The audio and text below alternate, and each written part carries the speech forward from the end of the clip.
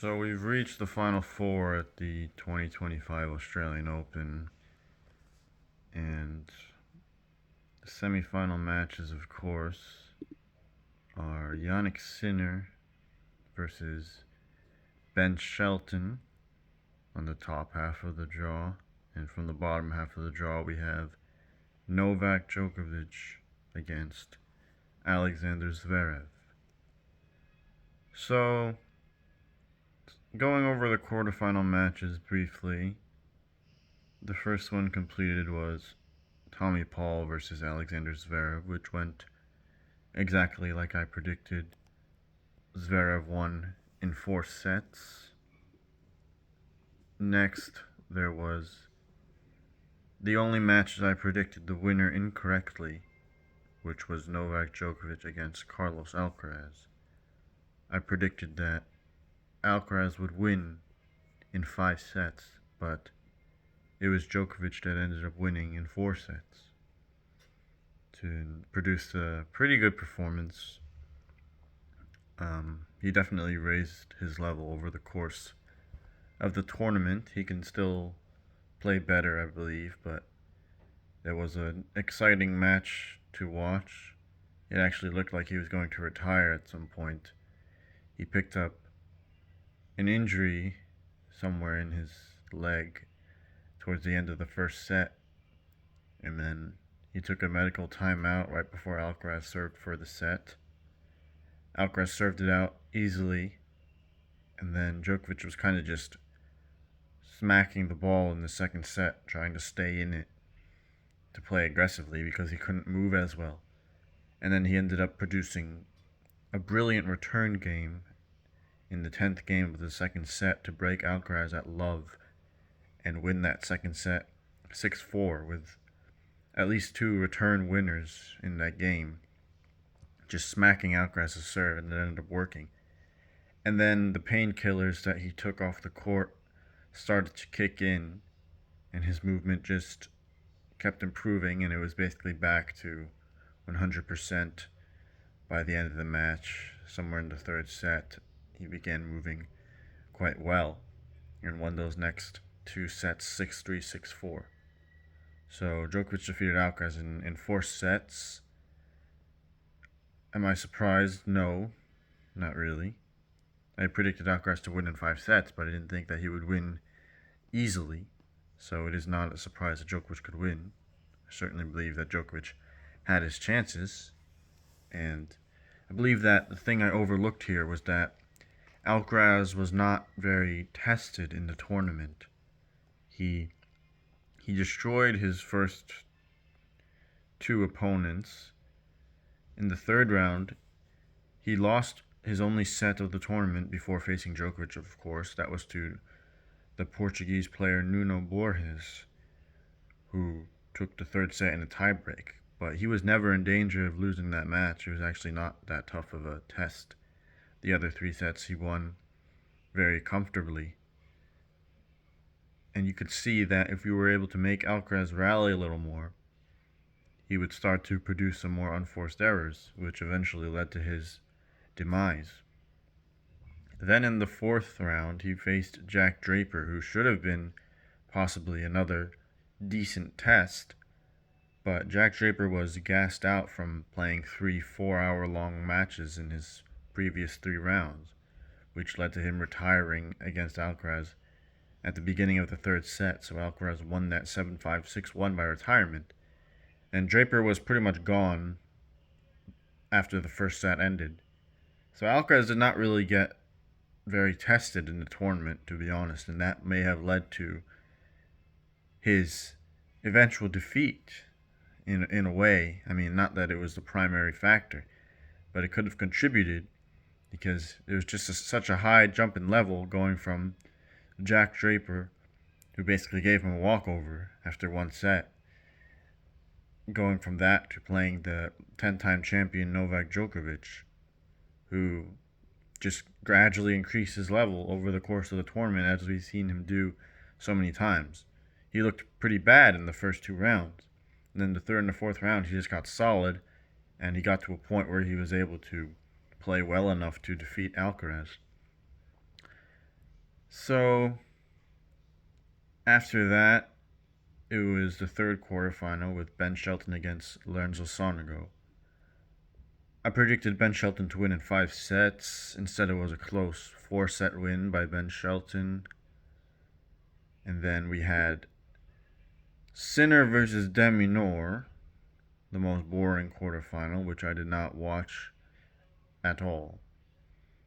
I mean, partly due to the fact that it was started at 4:35 a.m. where I live, or something like that.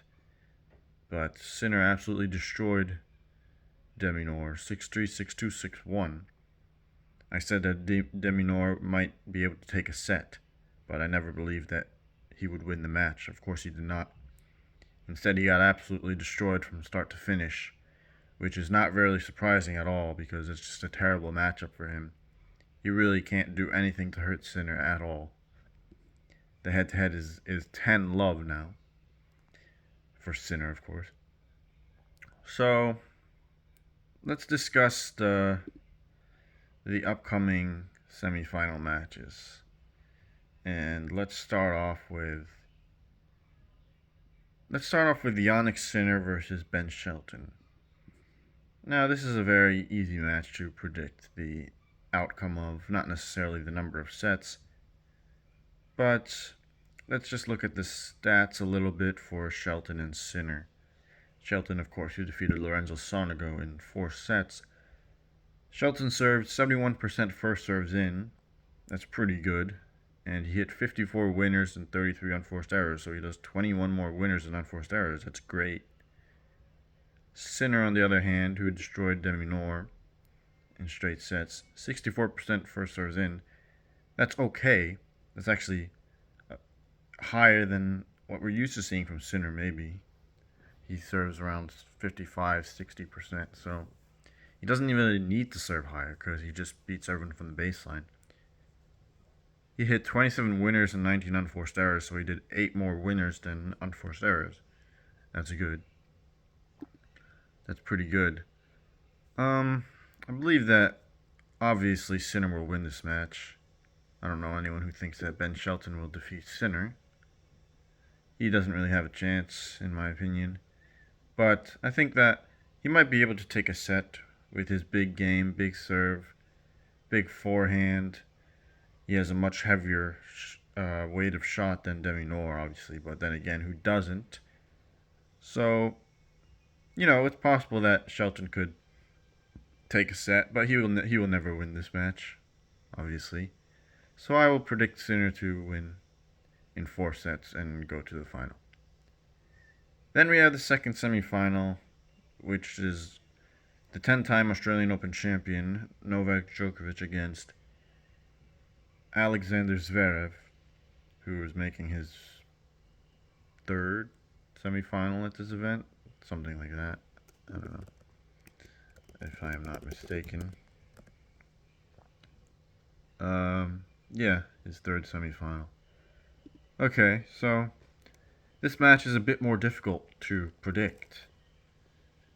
Now, after Djokovic's performance against Alcaraz, a lot of people are kind of just accepting it as a lock that he will go to the final.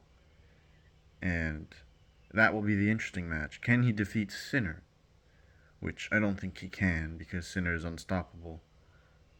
But a lot of people are kind of just writing Zverev off, and I don't think that's the best thing to do necessarily, because Zverev has been playing well this tournament, and he's still number 2 in the world. You got to remember that he is a higher seed than Djokovic is now. And let's look at the stats for Djokovic. He served 63% first serves in, so that's not that high. It's okay, but it should be at least a little higher. Against Alcaraz, I mean.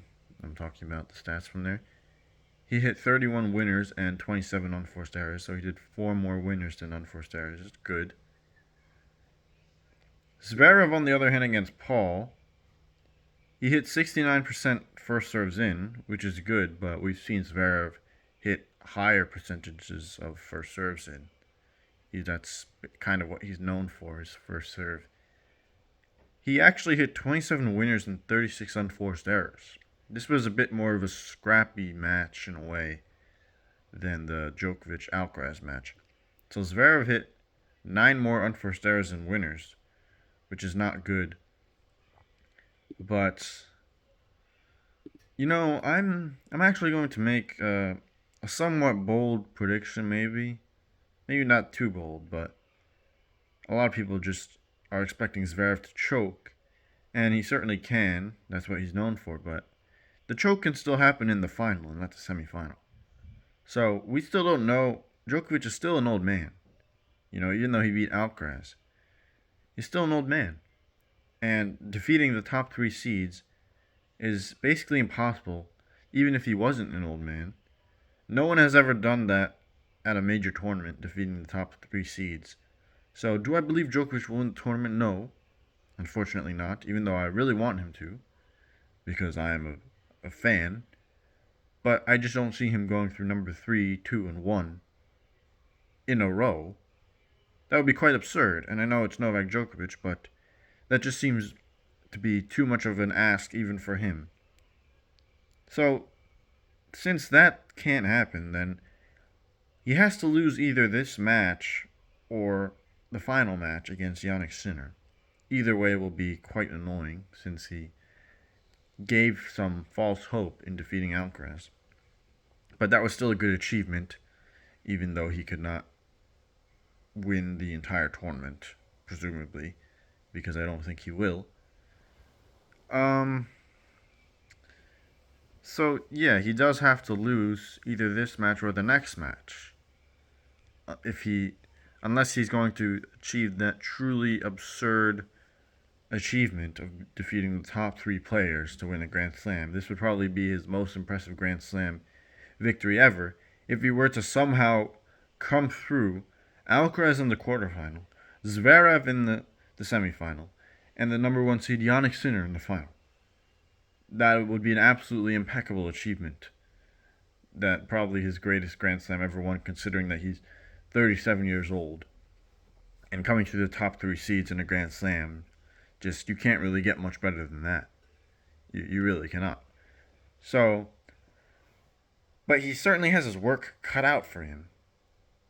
And some people seem to kind of just be already skipping to the final and talking about can Djokovic beat Sinner in the final? He still has to come through the semifinal, guys. And I'm going to make a bit of a bold prediction here. I'm going to say that he doesn't come through that. So I'm going to pick Zverev to win this, actually, over Djokovic in the semifinals, in 5 sets. I'm not confident, of course. Djokovic can certainly win this match. This is maybe 50-50, something like that. But I will go with Zverev here. I will make that somewhat bold prediction, which is not that bold, really. I will go with Zverev to defeat Djokovic in 5 sets. So we will have the final of the number 1 versus number 2. Sinner versus Zverev in the final. And who will win that?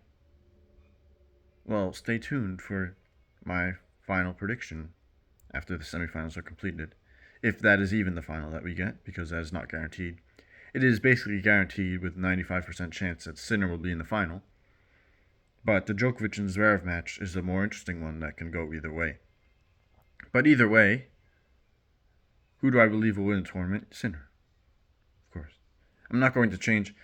Regardless of what happens, if Sinner is in that final, which he will be, then I'm going to predict Sinner to win the tournament. I don't think I will change my mind on that. Like I said, I predicted him before the tournament began, and I will not change that prediction unless he gets knocked out. But I don't see him getting knocked out. So, for now, taking one stage at a time, I predict that Jannik Sinner will defeat Ben Shelton in 4 sets, and Alexander Zverev will defeat Novak Djokovic in 5 sets. And we will have a final between the number 1 ranked player Jannik Sinner and the number 2 ranked player Alexander Zverev.